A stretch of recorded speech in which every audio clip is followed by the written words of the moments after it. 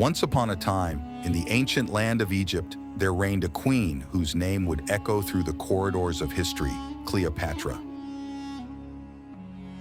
Born in 70 or 69 BCE, Cleopatra Seductive, Thea Philopator became the last sovereign of the Ptolemaic dynasty, a line that ruled Egypt since the era of Alexander the Great. Cleopatra was not of Egyptian descent, but Macedonian Greek. She was the daughter of King Ptolemy the Once in Auletes and ascended to the throne following his death in 51 BCE.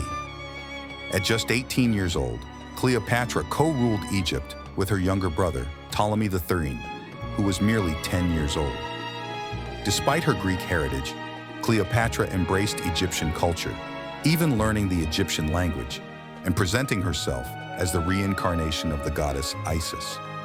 This connection to Isis set her apart from her Ptolemaic predecessors and endeared her to the Egyptian people.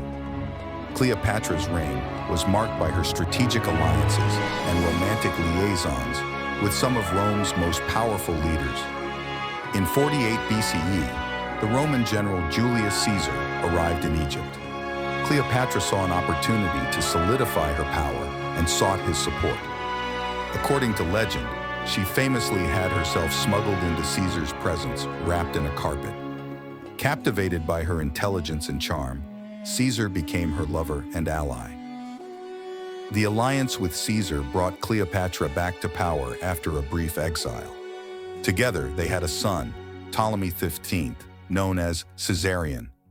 Cleopatra accompanied Caesar to Rome, where her presence created a sensation. However, this period of relative stability ended abruptly with Caesar's assassination in 44 BCE. Returning to Egypt, Cleopatra faced new challenges. Mark Antony, one of Caesar's top generals, summoned her to Tarsus in 41 BCE. Cleopatra, always the astute politician, arrived in grand style, sailing up the Cydnus River dressed as the goddess Aphrodite. Antony, captivated by her display, soon became her lover and political partner. Their relationship was both passionate and strategic. Cleopatra needed Antony's military support, while Antony required Cleopatra's vast wealth to fund his campaigns. In 40 BCE, Cleopatra bore Antony twins, Alexander Helios and Cleopatra Selene, further intertwining their fates. However, Antony's alliance with Cleopatra strained his relations with Rome, particularly with Octavian, Caesar's adopted heir. The rivalry culminated in the naval battle of Actium in 31 BCE, where Antony and Cleopatra's forces were decisively defeated by Octavian's fleet. The lovers fled back to Egypt, where their fate was sealed. In August 30th BCE, as Octavian's forces closed in, Antony received false news of Cleopatra's death and fell on his sword. Mortally wounded, he was brought to Cleopatra and died in her arms.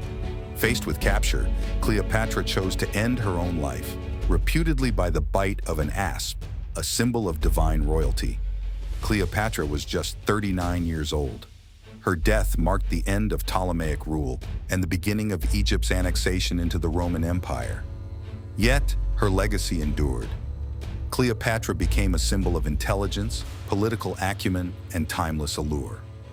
Her story has inspired countless works of art, literature, and film, immortalizing her as one of history's most fascinating figures.